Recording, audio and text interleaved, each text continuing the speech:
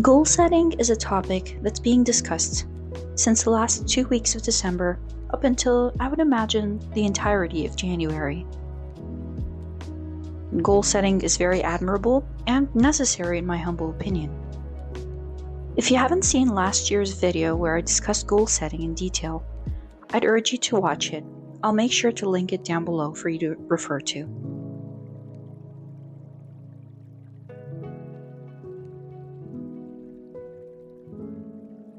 In that video, I mentioned that goal setting is very different from resolution setting, and how resolutions, I refer to, are diet goals. Let me talk to you about why that is. Resolutions, in my opinion, are vague and often do not have measurable variables to consider. How do you know that you've achieved that resolution if you don't know what exactly those details are to enable you to succeed? Let me talk to you today about how goals can be devised in detail and in a concrete way that will allow you to succeed at achieving them, rather than leaving you at the end of the year not knowing exactly whether or not you have achieved them, and just for the sake of optimism, checking them off as having been achieved anyway. First off, your goals need to align with your priorities in life. Think about the tasks you conduct every single day. What do you spend most of your time on? It is those areas in your life that need to be the priorities. It's not about what you wish were your priorities, it's more about what realistically are your priorities in life, based on what you're spending your days on. Next, for every single area of those priorities, you need to categorize them, from most important to least important. I would recommend not to exceed 3 or 4 priorities. So you can categorize your life as family, work, health, and so on and so forth. Now, within each of these priorities, you need to break down your goals.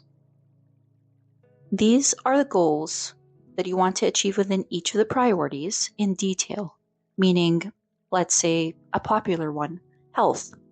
Within the priority of health, your goal would be to lose weight. Now, how do we do that? This is where you break down your goals into more details and realistic variables that you can measure over time. For example, a number on a scale, or number of steps in a day. Also, time frames. Say you want to run a marathon by June. These are all measurable variables that you can concretely say you've achieved or you haven't. Next, think about the number of goals. Within these priorities, you can have a list of goals, but I wouldn't recommend to exceed 10, especially if they're heavier ones and more long-term that require some time and effort to achieve. Only you can define what is realistic for your life, for your priorities, for your responsibilities, and for the number of hours in a day. In last week's video, I've alluded to the fact that motivation is critical. This is the last step. We've talked about the process of goal setting. Now, how do we really make sure that we're going to achieve those measurable variables that we've set out? It's about being motivated to do so.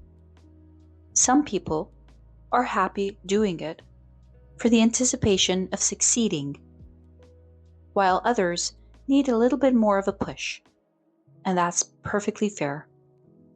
We're often a mix of both as human beings. See what works for you. Here are some examples. Say you'll be motivated to achieve one of those really difficult tasks that you've been putting off for a while. So as not to procrastinate, I would recommend to have a motivational reward system for yourself.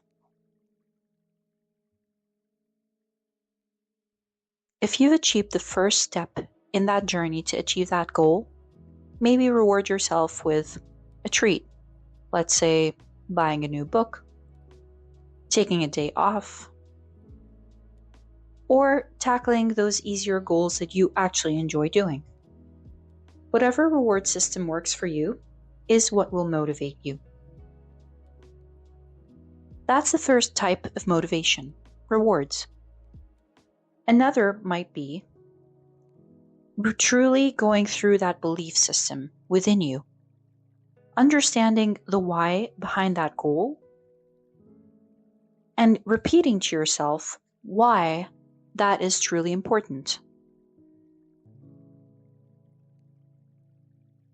If you hammer home that message to yourself that the why behind that goal is truly the achievement that you want to set forth on,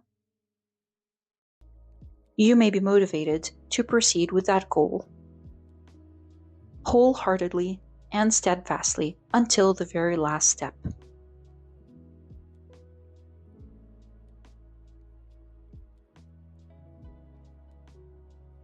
Ultimately, it's all about commitment. Nobody can follow up on you, making sure that you're achieving those. Perhaps for younger audiences, that's the starting point. But once you're established as an adult, as a professional, you need to be able to continue on that journey on your own, and that is what true commitment is. Nobody needs to convince you to achieve these goals. Nobody needs to follow up with you that you're conducting these tasks accordingly. Only you can follow through on those tasks. Commitment is the promise that you make to yourself that you're going to continue until the job is done.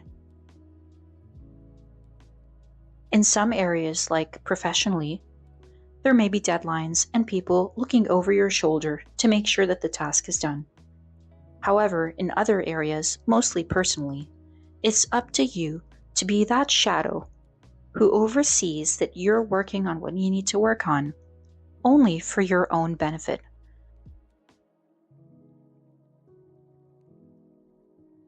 Nobody else would be impacted other than you. So make sure to commit today on those goals that you're creating for this new year.